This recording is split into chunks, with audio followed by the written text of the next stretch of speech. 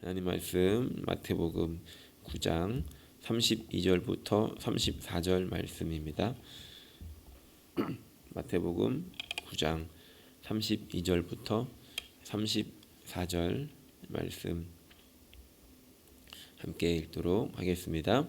그때에 그들이 나갈 때에 귀신 들려 말 못하는 사람을 예수께 데려오니 귀신이 쫓겨나고 말 못하는 사람이 말하거늘 무리가 놀랍게 여겨 이르되 이스라엘 가운데서 이런 일을 본 적이 없다 하되 바리새인들은 이르되 그가 귀신의 왕을 의지하여 귀신을 쫓아낸다 하더라. 아멘. 저는 오늘 이 말씀을 통해 어떤 안경을 쓰고 계십니까? 라는 제목으로 이렇게 말씀을 나누려고 합니다. 8장부터 시작된 기적과 치유의 사건들의 마지막 이야기가 오늘 기록된 말씀입니다. 말씀을 보면 말 못하는 한 사람을 예수님께 데리고 오는 장면을 기록합니다. 32절 말씀은 이 사람에 대해서 귀신이 들려서 말을 못하게 되었다라고 기록합니다.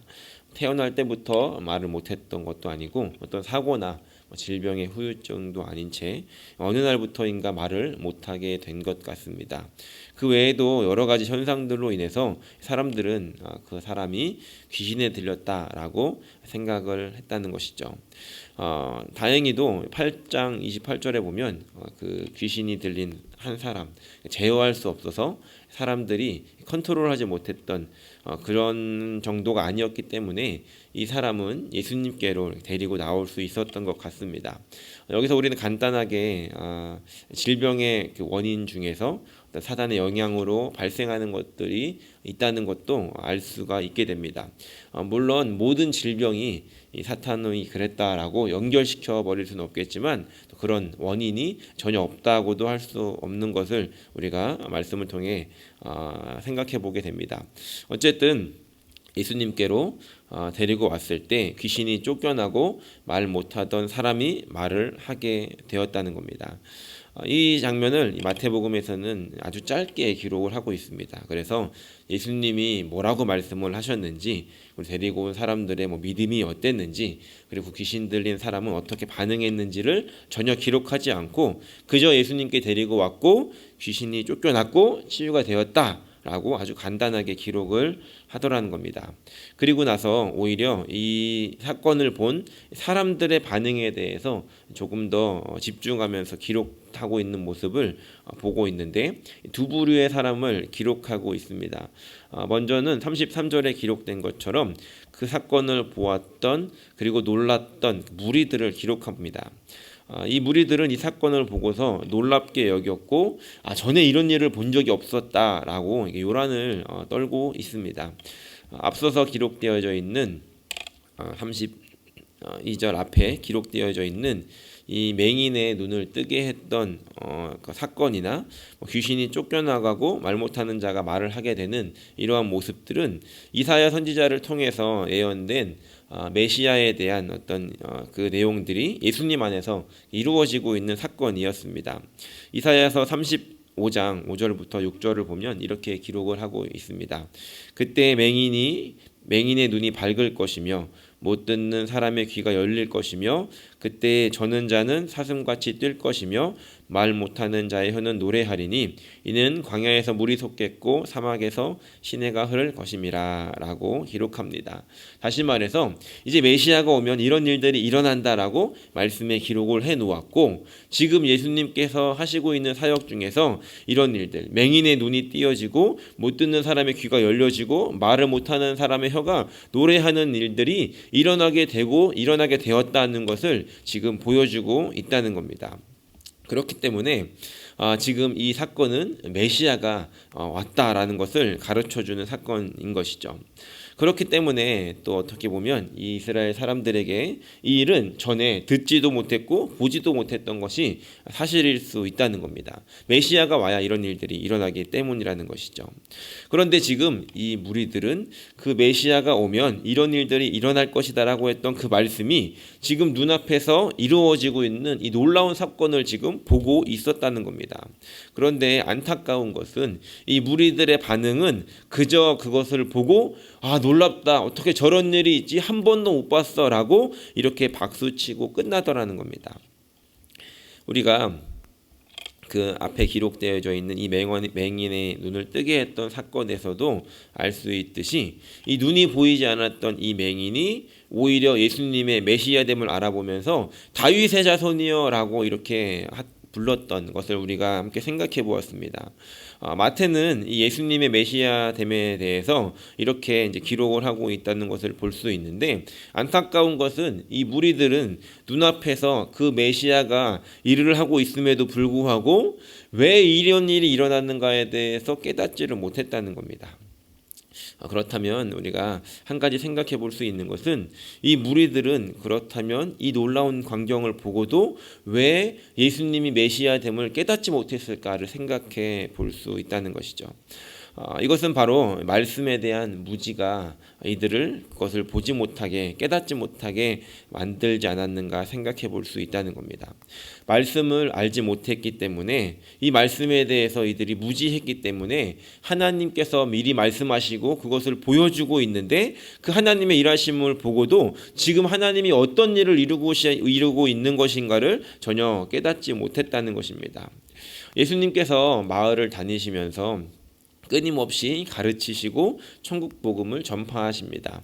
우리가 읽지 않았지만 35절에 보니까 예수께서 모든 도시와 마을에 두루 다니사 그들의 회당에서 가르치시고 천국 복음을 전파하셨다. 그리고 모든 병과 모든 약한 것을 고치셨다라고 기록합니다. 예수님께서 오셔서 하셨던 아주 중요한 사역 중에 하나는 치유 사역이겠죠. 그런데 그것보다 더 중요하게 하셨던 것은 바로 이 무지한 백성들을 위해서 끊임없이 마을을 다니시면서 가르치시고 천국 복음을 전파하셨다는 것입니다. 그래서 예수님께서 이 기적을 일으키시고 또 귀신을 쫓아내신 이것은 이 불쌍한 사람들을 위한, 그것에 그 어려움을 당하고 있는 사람들을 위한 그것 자체의 목적도 있겠지만, 무엇보다 이것을 통해서 내가 하나님이고 내가 바로 하나님 보내신 메시아다라는 것을 이 눈으로 보여주게 하기 위함도 있었다는 겁니다. 예수님으로 인해서 하나님의 나라가 시작되었고, 이 하나님의 나라는 질병도 없고 아픔도 없고 걱정도 없고 근심도 없는 그 하나님의 나라가 무엇인지를 예수님께서 보여주시기 위해서 이 땅에서 그것을 보여주시고 맛보게 하셨다는 것입니다. 그래서 이런 일들을 행하셨다는 것이죠. 그런데 이 무리들은 그것을 보면서 그냥 예수님에게 일어나는 어떤 현상 중에 하나로 생각하고 그저 따라다니기에 바빴다는 것입니다. 예수님께서 우리에게 원하셨던 삶은 그냥 무리가 되어서 그 기적을 쫓아다니는 삶이 아니라, 예수님께서 빵을 만들어 주시면 그 빵을 얻어먹고서 배부르게 또 예수님을 따라다니는 그런 삶이 아니라, 예수님께 우리의 삶을 헌신하고 우리의 가진 것들을 드리며 우리가 예수님의 제자로 살기를 원하셨지 결코 무리로 살기를 원하시지 않으셨다는 것입니다. 제자로 산다는 것은 무엇이겠습니까? 예수님처럼 살고 어떻게 하면 하나님이 기뻐하실까를 알고 그대로 살아가는 것이 바로 예수님의 제자로 살아간다는 것입니다. 그렇다면 그렇게 살아가는 것이 무엇인지를 알아야 하는데, 그것을 알기 위해서는 우리가 말씀을 알아야 한다는 것입니다. 말씀을 보아야 한다는 것입니다. 그래서 이 첫 번째로 우리가 생각해 볼 수 있는 안경, 어떤 안경을 써야 하는가? 그것은 말씀을 읽을 수 있는, 그리고 말씀을 읽을 때 깨달을 수 있는 이런 영적인 안경이 우리에게 필요하더라는 것입니다. 저는 눈이 나빠서 이제 안경을 씁니다. 그런데 많이 나쁘지 않기 때문에 안경을 벗어도 보입니다. 그런데 그 와이프가 안경을 쓰는 게 다른 사람들이 볼 때 조금 이렇게 괜찮아 보인다고 해서 안경을 이렇게 쓰고 다니는, 얼굴을 가리는 용으로 저는 더 많이 쓰고 있는데, 아내는 눈이 많이 나쁩니다. 그래서 자고 일어났을 때 안경이 옆에 없으면 그 안경을 이제 찾지를 못할 정도로 좀 눈이 많이 나쁘거든요. 이 눈이 나쁘기 때문에 안경을 써서 봐야 되는 것처럼, 우리가 이 말씀을 볼 때도 그냥 읽고 이런 일이 일어났구나라고 지나가는 것이 아니라, 하나님 나에게 이 영적인 안경을 허락해 주셔서 이 말씀을 말씀을 읽을 때 깨닫게 해주시고 이 영적인 안경을 나에게 씌워주셔서 이 말씀이 오늘 나의 삶 가운데 이루어질 때 이것이 지금 하나님이 이 일을 하시는 것이구나 라는 것을 깨달을 수 있게 해달라고 우리 함께 기도할 수 있는 저 여러분들이 되시기를 예수님의 이름으로 간절히 축원합니다. 두 번째는 어떤 안경을 써야 하는가, 이 바리새인들을 통해서 우리가 생각해 볼 수 있는데 34절을 보니까 이 바리새인들은 그 예수님이 하시는 일을 보고 이렇게 이야기합니다. 그가 귀신의 왕을 의지해서 귀신을 쫓아낸다 하더라 라고 기록합니다. 12장에 보면은 이것에 대해서 예수님이 다시 반박하는 내용을 기록하고 있지만 오늘 말씀에서는 그냥 여기까지만 말씀을 기록하고 있습니다. 이 바리새인들은 어떤 사람이었습니까? 말씀을 알았던 사람입니다.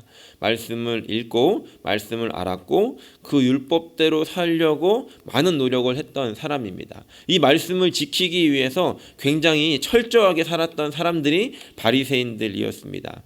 그래서 우리는 이제 바리새인들을 조금 무시하지 않습니까? 그런데 그 당시에 있었던 사람들은 바리새인이라고 하면은 존경받는 사람, 굉장히 무시할 수 없는 사람이었다는 겁니다. 굉장히 철저하게 말씀을 지키려고 했던 사람들이었다는 것이죠. 물론 문제는 그것을 다시 사람들에게 보여주려고 했다는 것이 문제였겠지만 어찌되었든 이들은 말씀을 알았고 그 말씀을 지키기 위해서 노력했던 그 노력들은 우리가 분명히 인정할 수 있는 모습이라는 겁니다. 그런데 안타까운 것은 이 바리새인들이 말씀을 알았지만 이들은 어떤 안경을 쓰고 있었는가? 그것은 내 맘대로 보고자 하는 그런 안경, 그런 색안경을 끼고 있었다는 것입니다. 지금 이 말씀이 이 눈앞에서 이루어지고 있습니다. 이들은 메시아가 오면 어떤 일이 일어날지도 알고 있었음에도 불구하고 지금 그 메시아를 통해서 일어나는 그 기적을 눈으로 보고 있는데 이들이 지금 하는 말은 저거 지금 귀신을 의지해서 저렇게 귀신을 쫓아낸다라고 말하더라는 겁니다. 이것은 이 바리새인들이 자신들이 원했던 안경을 쓰고 예수님을 보았기 때문이고 자신들이 그 보고자 했던 그 안경을 끼고 말씀을 보았기 때문이라는 것입니다. 제가 가지고 있는 이제 선글라스 중에서 하나는 약간 이제 갈색 선글라스가 있습니다. 갈색 선글라스가 만들면서 약간 이제 빨간색을 이렇게 좀 아름답게 보이게 하는 어떤 그런 기능이 있었던 것 같아요. 그래서 이제 선글라스를 이제 쓰게 되면은 그 빨간색이 굉장히 이렇게 이쁘게 보입니다. 제가 원주민 선교를 4월 달이면 항상 고등부 친구들을 데리고 갔는데 이제 안경을 쓰고 이제 가다 보면은 단풍이 들고 이제 이런 것을 보면은 굉장히 아름답게 보입니다. 그래서 그 안경을 쓰고 가면은 그 단풍이 아름답게 보이고 좀 이제 그런 산의 배경들이 아름답게 보여서 감탄을 하면서 운전을 하면서 가거든요. 그러면서 가면서 옆에 이제 있는 학생들한테 저거 좀 봐봐 너무 아름답지 않냐라고 이야기를 하면 아이들이 별로 감흥이 없는 겁니다. 그냥 예쁘네요라고 이야기를 하지 제가 느끼는 그런 감동을 받지 이제 못한다는 것을 이렇게 눈치를 보니까 알겠더라고요. 그래서 가다가 한 번은 이제 휴게소에서 안경을 이렇게 닦느라고 뺐는데 제가 보고 있는 그림의 감동은 아니었던 겁니다. 그러니까 그 안경을 끼면 빨간색이 도드라지고 초록색이 조금 더 이렇게 도드라져서 굉장히 아름답게 보였다는 것이죠. 그래서 제가 옆에 있는 한 학생에게 이 안경을 주면서 이거 한번 쓰고 봐봐 라고 했더니 세상이 이쁘게 보여요 라고 이야기를 하더라는 겁니다. 제가 그 안경을 끼면 세상이 아름답게 보였습니다. 아름답게 보이는 안경을 쓰고 있었기 때문이었다는 것이죠. 그런데 이 바리새인들은 이런 안경을 끼지 않았지만 자신들의 눈에 이 예수님을 바라보는 색안경을 끼고 바라봤다는 것입니다. 지금 말씀이 눈앞에서 이루어지고 있음에도 불구하고 이들은 내가 보고자 했던 것이 아니었기 때문에 예수님의 사역을 그냥 귀신의 장난처럼 여기게 되었다는 것입니다.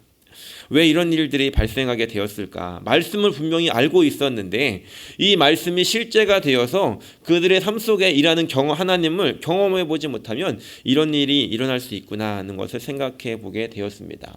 말씀을 알아도 그 말씀을 우리가 실제로 경험하는 하나님께서 어떻게 일하시는지를 경험해 보지 못한다면 우리는 그저 우리가 원하는 대로 말씀을 보게 되고 우리가 원하는 대로 해석을 하게 되더라는 것입니다. 그래서 마태복음도 있고 마가복음, 누가복음, 요한복음이 있지만 정말 강력한 복음은 내가복음이라는 그런 복음이라고 어떤 분이 이야기를 하는 걸 들었습니다. 내가 원하는 대로 말씀을 보고 목사님의 말씀을 들어도 내가 듣고 싶은 대로 듣고 어떤 형상들을 보게 되어도 하나님이 지금 무엇을 원하시는가, 하나님이 어떤 일을 하시는가가 아니라 내가 보고 싶은 대로 그렇게 보게 되더라는 것입니다. 바라기는 오늘 우리가 이런 안경을 쓰고 있었다라고 한다면 하나님께, 하나님 나에게 혹시 이런 안경이 쓰여져 있지는 않습니까? 내가 보고자 하는 대로 말씀을 보고 내가 보고자 하는 대로 말씀을 해석해서 내가 원하는 대로 세상을 보는 그런 안경을 내가 쓰고 있지 않았습니까? 혹시 그렇다라고 한다면 하나님 이 안경을 나에게 벗겨주시고 하나님께서 원하시는 대로 말씀을 보고 하나님께서 원하시는 대로 이 세상을 보고 하나님께서 원하시는 대로 이 교회를 볼 수 있는 그런 영적인 안경, 바른 안경을 나에게 씌워주십시오라고 함께 기도할 수 있는 아침이 되기를 간절히 소원합니다. 안경을 새로 맞추면, 제가 오늘 안경이 컨셉이기 때문에 안경을 새로 맞추거나 안경을 조금 바꾸게 돼서 이 안경의 도수가 달라지면 어지럽습니다. 조금의 차이도 이 안경이 새로 끼게 되면은 어지럽고 이 초점이 잘 맞지 않는 것을 보게 됩니다.